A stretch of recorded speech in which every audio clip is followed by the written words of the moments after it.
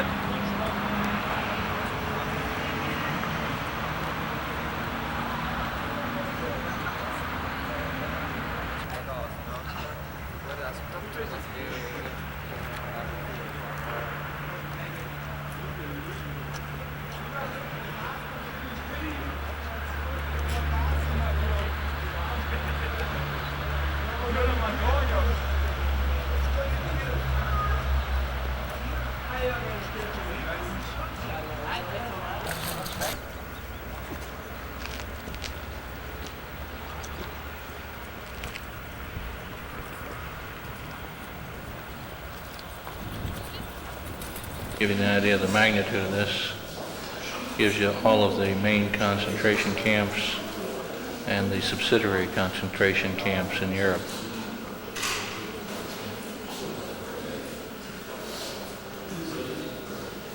And of course, mentioned on here is Dachau somewhere. Yes, I'll try to focus in on it, which is right here.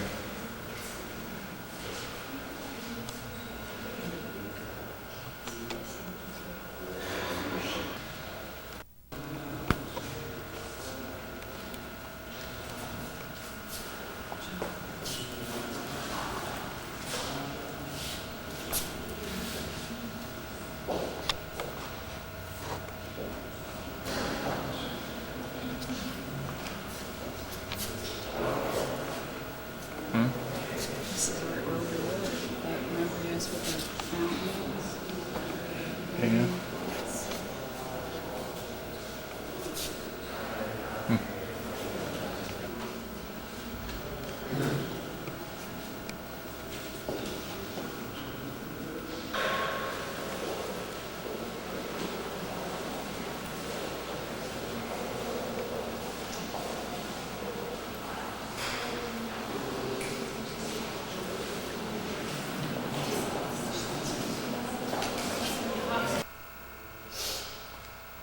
12 years of National Socialist dictatorship.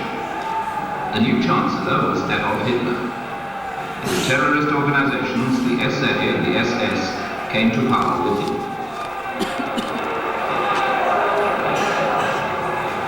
His brown shirts and black shirts roared out their hero worship for Germany's new savior.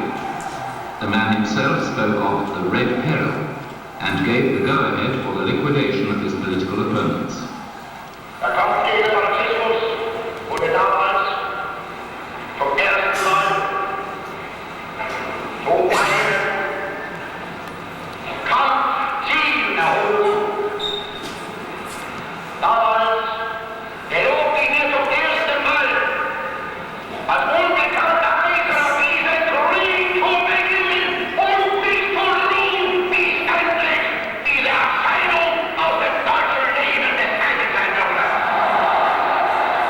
The opposition, socialists, communists, Christian and liberal politicians, trade unionists, journalists, were arrested and thrown into prison. The wave of arrests and political persecution gathered in momentum a month later when the Reichstag burned down, giving the Nazis yet another pretext to ferret out the allegedly communist culprits. The so-called Decree for the Protection of State and Nation formed the legal basis for this wave of terror and marked the end of human and civil rights in the country. From now on, any German could be imprisoned without being sentenced by a court of law, could be taken into so-called protected custody. Soon the effects of the newly passed Empowering Act began to be felt. The prisons could no longer accommodate the flow of new prisoners. On March the 21st, 1933, the Munich press announced the opening of the first concentration camp near Dachau. In the years that followed, organized resistance to Hitler and his police state grew. In reply, police terror was increased. In his many speeches, the propaganda minister Goebbels hammered away at the Jewish question, which he described as the Jewish peril, and promised his listeners that the time would soon come when Germany would be free of the Jews and their influence. His patience, he said, was at an end. Einmal wird unsere Geduld zu Ende sein, dann wird den Juden das freche Lügen mal gestoppt werden. The books of many authors were prohibited and burnt. The Gestapo cells in the concentration camps became torture chambers for the opponents of the regime, where the majority of them met an untimely and cruel death. The measures taken against the Jews increased in severity. 1935 saw the passing of the Nuremberg anti-Jewish laws. The Kristallnacht in 1938 marked the beginning of the systematic liquidation of these citizens. On November the 9th, Jewish shops and businesses were plundered, synagogues destroyed, and Jewish houses and schools set on fire. Thousands of Jews were arrested at random and sent to the concentration camps, 12,000 to Dachau alone. In March 1939, following the annexation of Austria, German troops marched into Czechoslovakia. In September of the same year, the Germans invaded Poland. The Second World War began.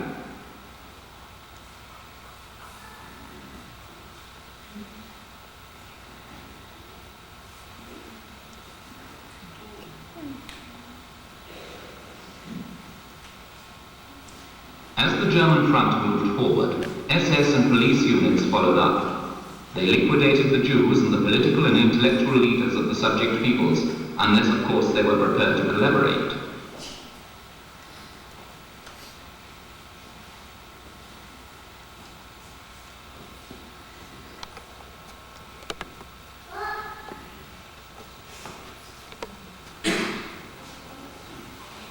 The German concentration camps were full to overflowing, so new concentration camps were set up in the occupied territories. Some of these were designed from the outset as human liquidation systems. The concentration camps were a means of maintaining German domination in the occupied countries. Here they had the same objective as in Germany, rendering organized resistance impossible.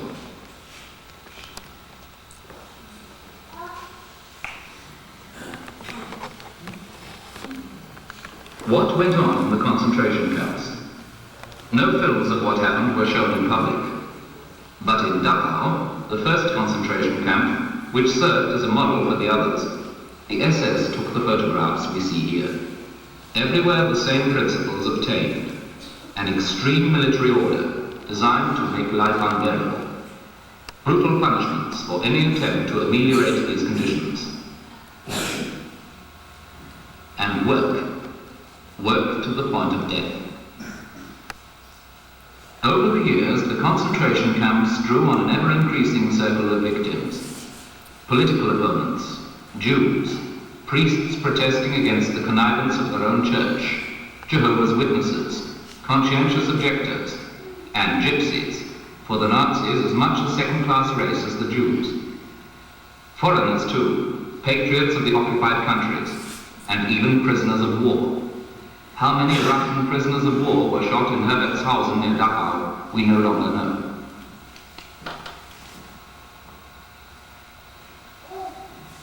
In the course of the war, the concentration camps were systematically developed to form a reservoir of slaves. The Nazis needed the slaves for the armaments industry. Dachau also expanded. By 1945, the camp had developed many subsidiaries, 36 separate camps in all. Here, 37,000 prisoners were systematically exploited for the armaments industry.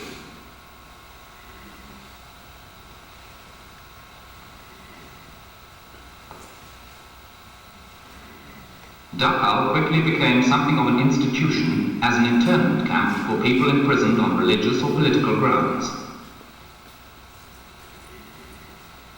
But the SS did not stop at that. They soon began to use it also as a prison for criminals and antisocial elements. Their aim was to humiliate the political prisoners and to reduce their credibility in the eyes of the civilian population. The German public heard very little news, if any, from the concentration camps. But rumors circulated all the same, and they were supposed to circulate, for intimidation was a vital function of the concentration camp system.